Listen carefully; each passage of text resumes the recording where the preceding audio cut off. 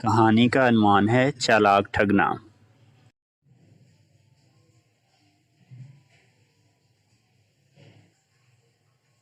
فہد کا ایک بیٹا تھا جس کا نام غالب تھا۔ فہد اسے عموماً ٹھگنا کہا کرتا تھا کیونکہ اس کی عمر تو 10 سال تھی مگر قد بہت چھوٹا تھا، ننھے بازو اور چھوٹی چھوٹی لکڑی جیسی سوکھی ٹانگیں۔ اس کا چہرہ جسم کے مقابلے میں کافی بڑا تھا۔ وہ دیکھنے میں عجیب اور مضحکہ خیز لگتا تھا۔ فہد پیشے کے لحاظ سے کمہار تھا اور مٹی کے برتن بنا کر بیچا کرتا تھا۔ اس کی بیوی فوت ہو چکی تھی اور وہ اپنے ٹھگنے بیٹے غالب کے ساتھ ایک چھوٹے سے گھر میں رہتی تھی۔ گھر کے باہر وہ اپنے بنائے ہوئے برتن سجا دیتا۔ لوگ اپنی ضرورت کے مطابق اس سے برتن خرید لیتے تھے۔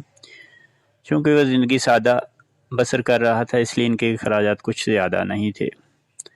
برتنوں کی ہونے والی آمدن کا بڑا حصہ بچ جاتا تھا۔ فہد پیسوں کو خوب سنبھال کر اور اونچی جگہ چھپا دیتا تھا۔ یہ بڑھاپے میں اس کے کام آئیں گے۔ غالب سارا دن لڑکوں کے بیچ میں خوش رہتا، لڑکے سے خوب چھیڑتے اور تمسخر اڑاتے، مگر غالب ان کے مذاق کا برا نہ مانتا۔ اچانک ایک دن فہد کے پیٹ میں شدید درد اٹھا اور وہ تکلیف کی تاب نہ لاتے ہوئے اس دنیا سے چل بسا۔ فہد کے بعد غالب تنہا رہ گیا۔ فہد کے مرتے ہی رشتہ داروں نے گھر کا رخ کیا۔ انہوں نے فہد کی بڑھاپے کی بچت ہتھیا لی اور مکان پر قبضہ کر لیا۔ انہوں نے غالب کو دھکے مار کر گھر سے نکال دیا۔ غالب نے اپنے گھر کو خیر باد کہا اور نامعلوم منزل کی طرف روانہ ہو گیا۔ وہ چلتے چلتے ایک ایسے محلے میں پہنچا جہاں ایک بوڑھی عورت آوازیں لگا رہی تھی کہ کھانا تیار ہے، آ جاؤ کھا لو۔ غالب کئی دن سے بھوکا تھا، اس نے آواز سنی تو بھوک اور زیادہ چمکنے لگی۔ وہ بھاگتا ہوا اس بڑھیا کے مکان میں داخل ہو گیا۔ اندر جا کر غالب نے دیکھا ایک بڑا برتن کمرے کے وسط میں پڑا ہے جس میں خوشبودار کھانا تھا۔ اس سے پہلے غالب کھانے کے قریب پہنچتا 10-12 بلیاں کہیں سے آئیں اور کھانے پہ ٹوٹ پڑیں۔ بڑھیا نے جب غالب کو دیکھا تو حیران ہو کر آمد کا مقصد دریافت کیا۔ غالب نے بتایا وہ بھوکا ہے اور اس کی آواز پر اندر چلا آیا ہے۔ بڑھیا نے جب اس کی کہانی سنی تو اسے ترس آ گیا۔ اس نے اسے اپنے گھر میں نوکر رکھ لیا۔ اب اسے تینوں وقت کھانا ملتا اور بلیوں کا خیال رکھنا پڑتا۔ بڑھیا کو بلیوں سے بہت محبت تھی اور انہیں اپنے گرد جمع رکھتی تھی۔ ایک دفعہ ایک بلی نے شیشے کا جگ توڑ دیا تو غالب کی شامت آ گئی۔ غالب کہتا رہا کہ جگ اس نے نہیں بلکہ بلی نے توڑا ہے، مگر بڑھیا نے یقین نہیں کیا اور اسے سخت سزا دی۔ بڑھیا روزانہ سودا سلف لینے خود بازار جاتی تھی اور غالب کی ذمہ داری تھی کہ وہ گھر کا خیال رکھے۔ غالب اپنے پہلے سے زیادہ محتاط ہو گیا۔ بڑھیا کے گھر میں 7 کمرے تھے۔ ان میں ایک کمرہ ہمیشہ مقفل رہتا تھا۔ بڑھیا بڑے رازدارانہ انداز میں سے کھولتی اور بند کرتی تھی۔ غالب کو کئی بار اشتیاق ہوا وہ اس کمرے میں دیکھے کہ کیا ہے، مگر بڑھیا کے خوف سے وہ خاموش رہا۔ ایک دن غالب صحن میں بیٹھا اونگ رہا تھا کہ کہیں سے ایک کتے کا پلا وہاں آ گیا۔ اسے دیکھ کر بلیاں شور مچانے لگی۔ پلا ان کے پیچھے لپکا تو وہ گھر میں گھس گئی۔ پلا بھی ان کے پیچھے پیچھے کمروں میں جا گھسا۔ غالب یہ دیکھ کر گھبرا گیا اور جلدی سے پلے کو پکڑنے کے لیے لپکا۔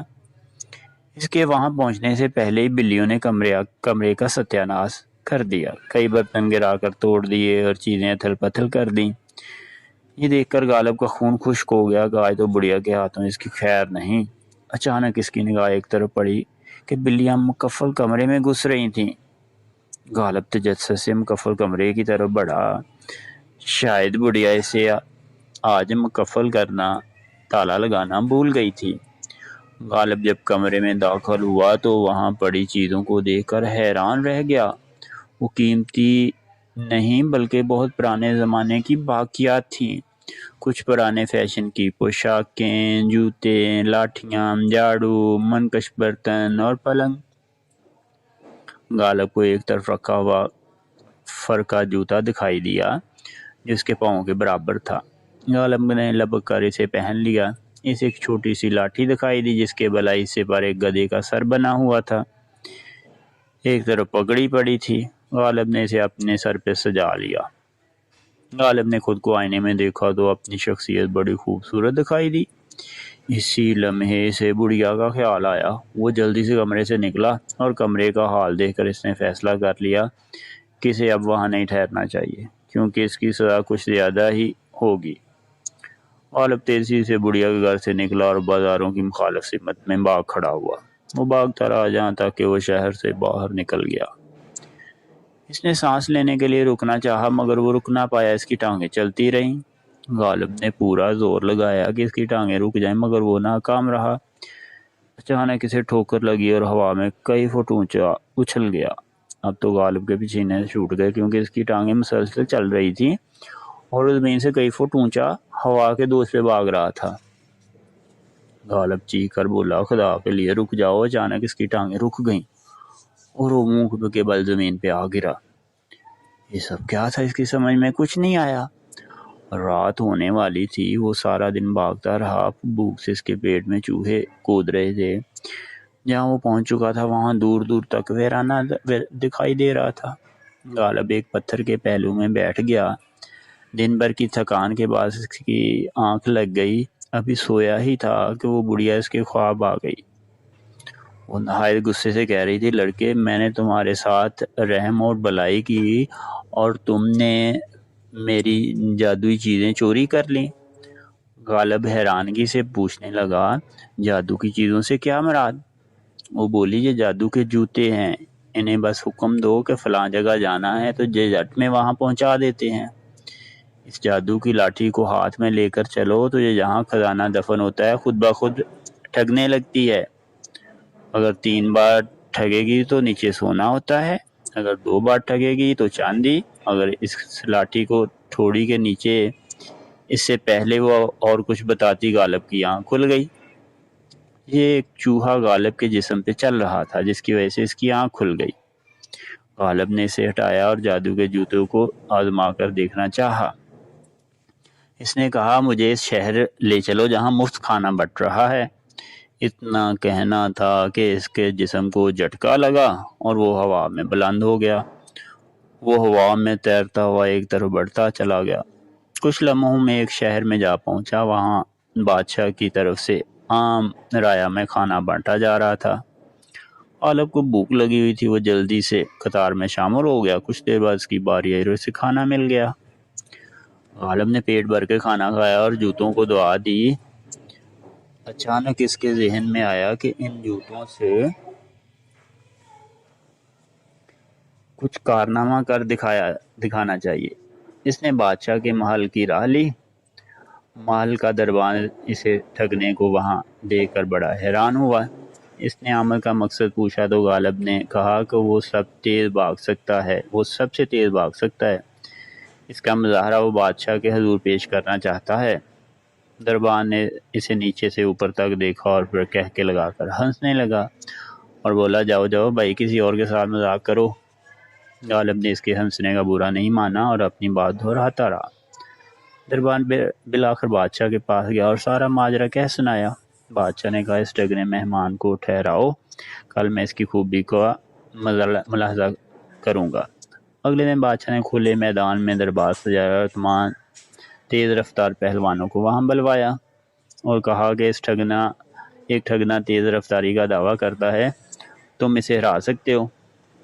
पहलवानों ने बहुत पहले तो बुरा मुंह बनाया, कहा कि वो सबसे तेज़ रफ्तार है।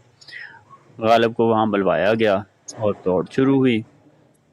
गालिब ने जादुई जूतों को मदद से इन सब को शिकस्त दी और इनके मुकाबले में निस्फ वक्त में मुकर्रर मंजिल पर पहुंच गया।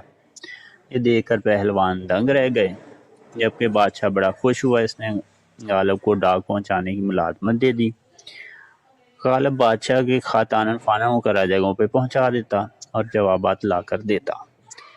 बादशाह के दिल में इसकी बड़ी कदर हो गई। वो इसे ख़ास अहमियत देने लगा। ये देखकर दूसरे दरबारी जलने लगे। एक दिन एक दरबारी ने बताया कि बादशाह के दादा ने बहुत बड़ा खजाना महल के किसी बाग में छुपा दिया था, मगर वो इस राज को बताने से पहले ही मर गया। بعد میں خزانہ بڑا تلاش کیا گیا مگر کسی کو نہیں ملا۔ کچھ لوگ کہتے ہیں یہ محض افواہ ہے مگر کچھ اس بات پر یقین رکھتے ہیں۔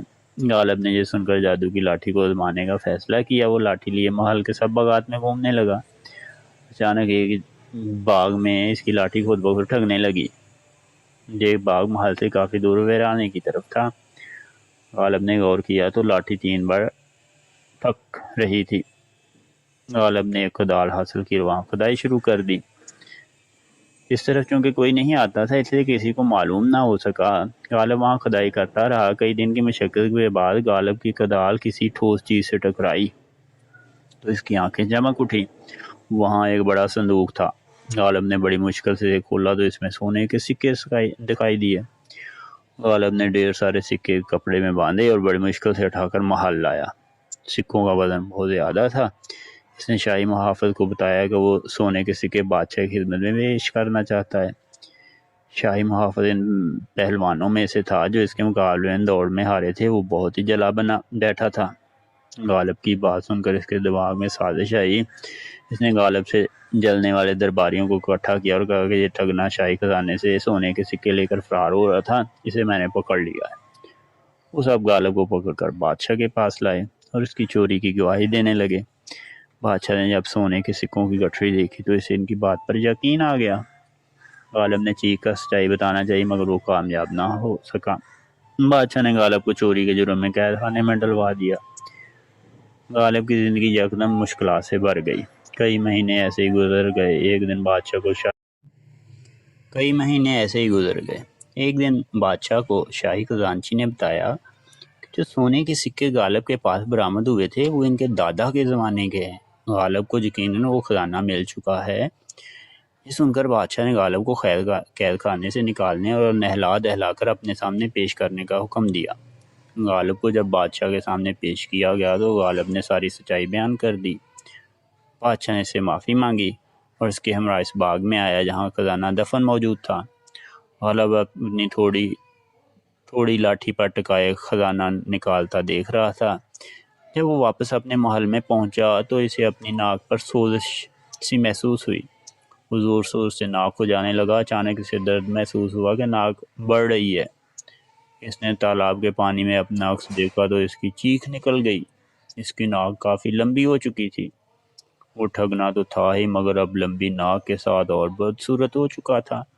اچانک اسے یاد آیا کہ جب یہ سب لاٹھی پر تھوڑی ٹکائے رکھنے کا نتیجہ ہے۔ بڑھیا خواب میں اسے یہی بتانا چاہتی تھی کہ اس کی آنکھ کھل گئی۔ اسے سب مصیبتوں کے ذمہ دار وہ حاسد درباری تھے۔ غالب نے ایک منصوبہ بنایا اور جادو کی لاٹھی دوبارہ دربار پر بھجوا دی۔ اس کے ساتھ خط تھا جس میں لکھا تھا کہ زمین دفن خزانوں کو حاصل کرنے کے لیے اس لاٹھی پر تھوڑی ٹکا کر رکھنا ہوگی۔ بادشاہ روزانہ لاٹھی ایک درباری کو دیتا اور مدفون خزانوں کی تلاش کرواتا۔ رات کو لاٹھی تو واپس آ جاتی مگر اگلے دن وہ درباری واپس نہ لوٹتا۔ جب کوئی درباری نہ آیا تو بادشاہ خود خزانے کی تلاش میں نکل کھڑا ہوا۔ شام تک وہ لاٹھی پر تھوڑی ٹکائے خزانے تلاش کرتا رہا۔ جب ناکام ہو گیا تو واپس لوٹ آیا۔ کچھ ہی دیر میں اس کی ناک پر سوزش شروع ہوئی اور دیکھتے ہی دیکھتے اس کی ناک اور کان لمبے ہوتے چلے گئے۔ بادشاہ نے سب درباریوں کو بلوایا۔ ان کی ناک اور کان بھی کافی لمبے ہو چکے تھے اور سب بدے دکھائی دے رہے تھے۔ بادشاہ نے غصے سے غالب کو گرفتار کرنے کا حکم دیا مگر غالب تو یہ تماشا دیکھ کر اپنی لاٹھی سنبھال لے تیز رفتار جوتوں کی مدد سے بغداد پہنچ چکا تھا جہاں وہ اپنے ان رشتہ داروں کو سزا دینا چاہتا تھا جنہوں نے اس کے مکان پر قبضہ کیا تھا۔